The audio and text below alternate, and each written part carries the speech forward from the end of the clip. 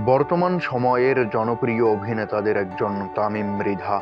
YouTuber এবং গায়ক হিসেবেও তার বেশ পরিচিতি।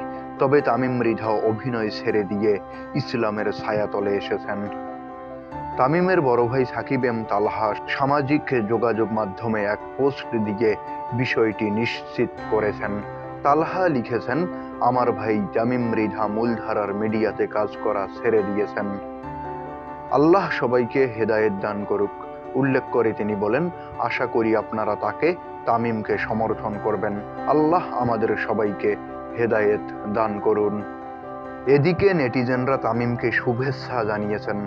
সুমন আহমদ নামে একজন লিখেছেন, আল্লাহ সুবহানাহু ওয়া তাআলা ভাই তামিম মৃধাকে কবুল করুন।